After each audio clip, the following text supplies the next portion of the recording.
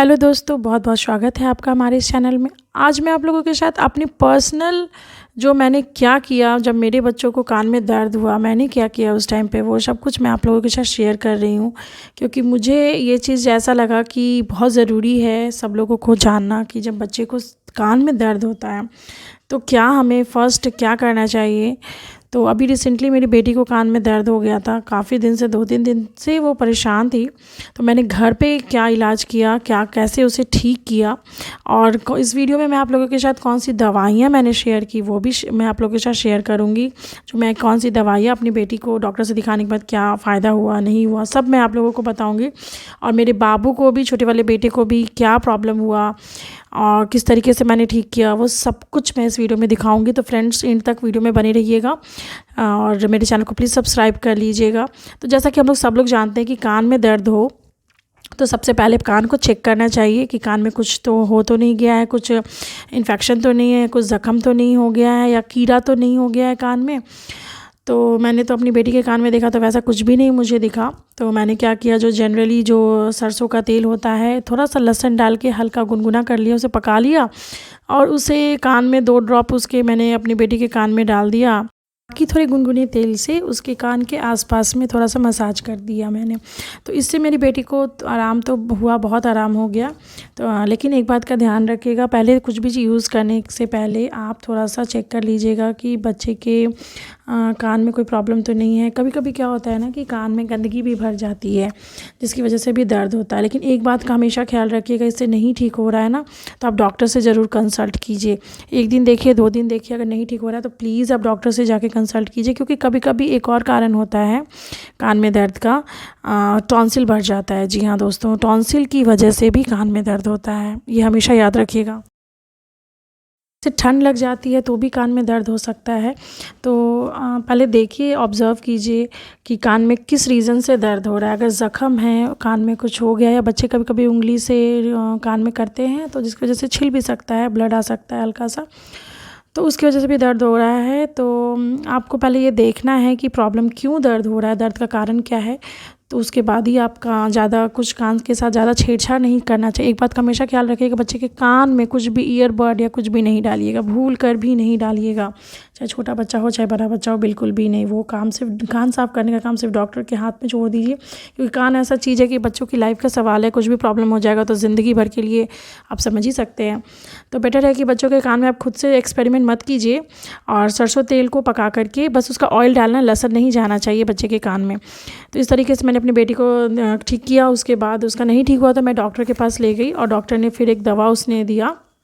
हाँ, तो वो उसके 2-3 ड्रॉप्स मैंने 2-3 दिन तक डाला तो उसका कान ठीक हो गया। तो उसके कान में गंदगी हो गई थी जिस वजह से उसे कान में दर्द हो रहा था। फिर कुछ दिनों के बाद मेरे छोटे वाले बेटे को कान में प्रॉब्लम हो गई, वो रोने लगा। तो बट वही है कि छोटा बच्चा जब रोता है तो बोल नहीं पाता है, तो वो क्या करेगा, खूब रोएगा और कान पकड़ के रोने लगेगा। तो हमें समझना पड़ेगा इस चीज़ को कि बच्चा क्यों रो रहा है, कान में दर्द हो गया। छोटे बच्चे को कान में दर्द होने के बहुत सारे कारण हो सकते हैं। उन्हें सर्दी लग सकती है, सर्दी की वजह से भी कान में दर्द होता है, या तो फिर अपना उंगली डाल के वो अंदर में हो सकता है छिल लिए, इस वजह से दर्द हो सकता है। टॉन्सिल बढ़ने की वजह से भी दर्द हो सकता है, सर्दी खांसी की वजह से भी दर्द हो सकता है। और अगर बच्चे को बहुत ज़्यादा सर्दी है, इसमें भी बच्चे को कान में बहुत ज़ोरों की दर्द होती है।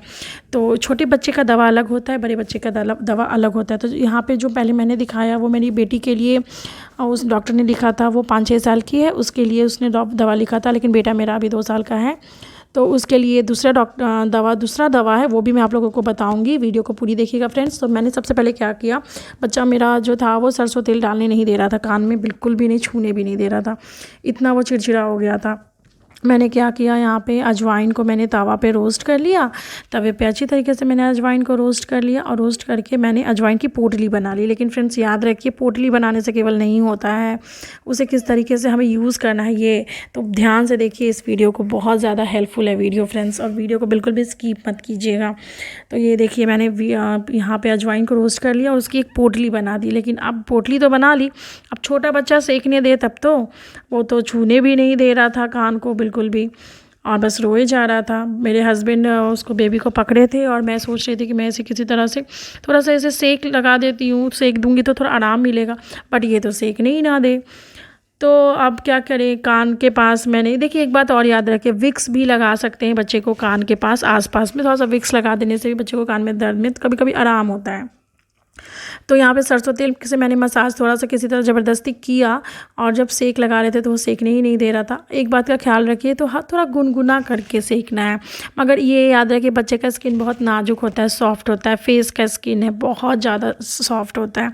तो क्यों, कैसे चेक करेंगे? तो तवा मेरा हल्का गर्म था, मैं पहले हल्का सा गर्म उस पर तवे पे रखती थी वो पोटली को, उसके बाद अपने हाथ पे चेक करती थी अपना जो आगे वाला जो पोर्शन होता है तलवे के नीचे वाला, वहाँ का स्किन हमारा सॉफ्ट रहता है, तो उस पे रख के चेक करती थी। ज़्यादा गर्म तो नहीं, ज़्यादा गर्म रहता था तो हमारा हाथ पहले जलता था, और फिर बेबी तो मेरा सेकने दे नहीं रहा था। तो मैंने क्या किया, फिर जब वो सो गया उसके बाद मैंने क्या किया, आयरन को हल्का सा गर्म किया, और ये देखिए पहले मैं अपने हाथ पे चेक करती थी कि ज़्यादा गर्म तो नहीं है, फिर उससे इसके आसपास मैंने अच्छे तरीके से कान के चारों तरफ मैंने बेबी के सेका, ताकि इसे आराम हो जाए। पहले मैंने ऑयल से मालिश किया उसके कान के आसपास, उसके बाद अब बेड पे तो तवा नहीं ला सकते ना, देखिए इस तरीके से पहले चेक करेंगे, ज़्यादा गर्म नहीं होना चाहिए, और उसके बाद अपने स्किन पे पहले चेक करना है पोटली को। ऐसा नहीं कि आप गर्म तवे पे या आयरन पे गर्म किया और सीधे बच्चे के स्किन पे ले जाके, गाल पे ले जाके रख दिए, नहीं, ऐसा बिल्कुल भी मत कीजिएगा, बहुत जल्दी गर्म हो जाता है, ज़्यादा देर रखने की ज़रूरत नहीं है आयरन पे या तवे पे। अपने स्किन पे पहले रखिए, इस पे रखने के बाद पहले अपने स्किन पे चेक करना है हमें, यहाँ पे सॉफ्ट में नीचे, यहाँ का स्किन हमारा तलवे के नीचे का स्किन हमारा सॉफ्ट होता है, वहाँ चेक करना है। और ज़्यादा गर्म नहीं कर दीजिएगा फ्रेंड्स, नहीं तो बच्चे का स्किन जल जाएगा। बच्चे का स्किन कितना सॉफ्ट होता है वो आपको पता ही है। और इस तरीके से मैंने विक्स भी लगाया और ये भी किया, ऑयल से भी मसाज किया, और पोटली से मैंने बेबी के कान के आसपास चारों तरफ मैंने बहुत देर तक सेका। जब बेबी उठा ना तो उसे बहुत रिलीफ मिला, और सर्दी से भी बच्चे के कान नाक में जब बहुत ज़्यादा दर्द हो जाता है तो मैंने क्या किया, उसके नोज़ पे, उसके हल्का हल्का उसके फॉरहेड पे आसपास, क्योंकि दर्द जब ज़्यादा होता है ना तो उसके आसपास के एरिया पे सब में दर्द होने लगता है। सब मैंने सेका, 2 दिन 3 दिन तक मैंने सेका, उसे आराम होता था थोड़ी देर के लिए, बट फिर हो जाता था, आराम होता था थोड़ी देर के लिए, फिर हो जाता था। तो मैंने डॉक्टर से भी कंसल्ट किया था, मैं बताती हूँ आपको कौन सी दवा डॉक्टर ने रिकमेंड की थी।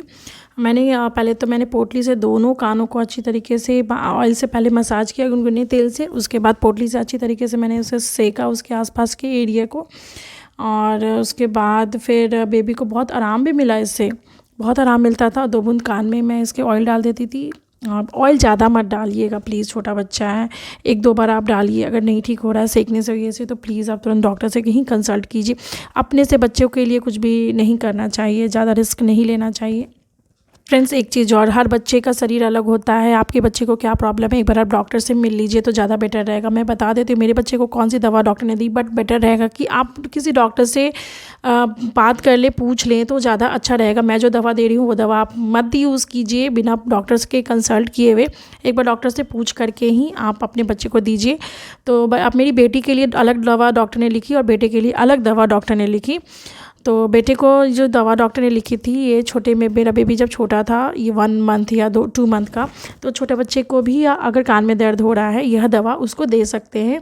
छोटा बच्चा है 1 महीने 2 महीने का, तो 1 से 2 बूंद उसके कान में डालना है, क्योंकि जब बच्चे को सर्दी बहुत ज़्यादा हो जाती है ना, जिसकी वजह से कान में भी दर्द होता है, तो बच्चा रोने लगता है, और जैसे जैसे बच्चे का एज बढ़ता है, वेट बढ़ता है, उस हिसाब से दवा का डोज देना रहता है।